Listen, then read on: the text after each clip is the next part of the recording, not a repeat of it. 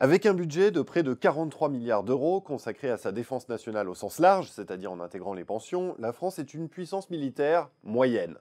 Elle est aujourd'hui très loin derrière les États-Unis, dont la force de frappe financière est de 546 milliards d'euros, 13 fois plus, et de la Chine, en troisième position, avec un engagement financier de 131 milliards. Un cran en dessous, on trouve la Russie et l'Arabie saoudite à plus de 50, suivis dans l'ordre du Royaume-Uni, de l'Inde et du Japon, pays avec qui la France fait jeu égal ou presque. Alors si la France tient son rang en Europe, la photo est avantageuse car en y regardant de plus près, la France est en train de perdre son rang au niveau mondial. Alors comment en est-on arrivé là?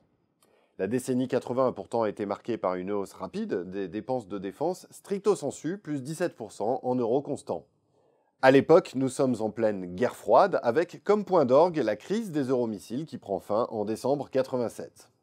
Des programmes majeurs sont lancés et la force de frappe nucléaire est à son pic avec 500 ogives.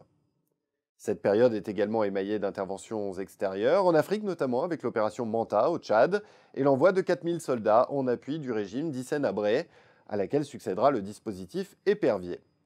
Seule anicroche dans cette tendance haussière, la brève rupture entre 83 et 85. Alors cela peut paraître anecdotique, mais c'est un signal fort. Avec le tournant de la rigueur, le budget de la défense devient clairement une variable d'ajustement. Avec la chute du mur de Berlin en novembre 89, puis la dislocation de l'URSS, s'ouvre une deuxième phase, celle dite des dividendes de la paix, pour paraphraser Laurent Fabius. À cela s'ajoute la mise en coupe généralisée de toutes les dépenses publiques à la suite des accords de Maastricht, dans la ligne droite des politiques de rigueur qui mènent à l'euro.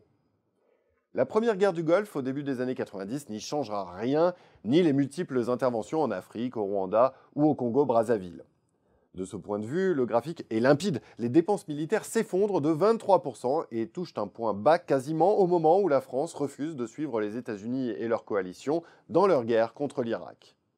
Cette période est aussi celle d'une rupture historique avec l'arrêt de la conscription en 97 sous l'ère Chirac et le passage à une armée de métier. Après 2002 s'ouvre une troisième phase, celle du réinvestissement dans la défense, qui va courir jusqu'en 2009-2010 avec à la clé une nouvelle hausse de 17% des dépenses militaires. Trois facteurs vont jouer de concert. D'abord le contexte économique, avec le retour de la croissance, l'État dispose davantage de marge de manœuvre. C'est ensuite une transformation en profondeur des besoins de l'armée, moins d'hommes certes, mais bien mieux équipés. Par exemple, il y a eu une multiplication des livraisons de Rafale, près de 150 à ce jour depuis sa mise en service en 2001. Enfin, les interventions extérieures, OPEX, se multiplient avec un surcoût ex-ante important.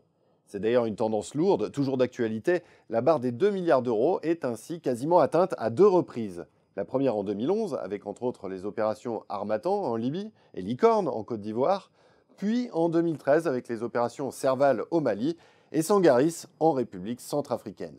Et oui, la France reste bel et bien à ce jour le gendarme de l'Afrique.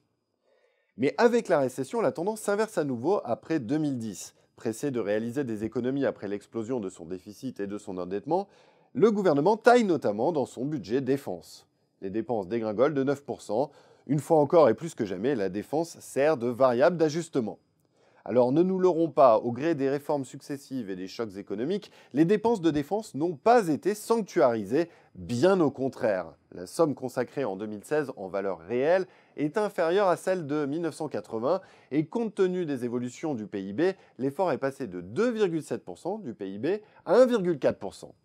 C'est non seulement insuffisant face à la montée des périls, mais également très dommageable pour l'ensemble de l'économie quand on connaît le rôle d'entraînement des industries militaires, notamment de la R&D militaire, dont les implications civiles ne sont plus à démontrer.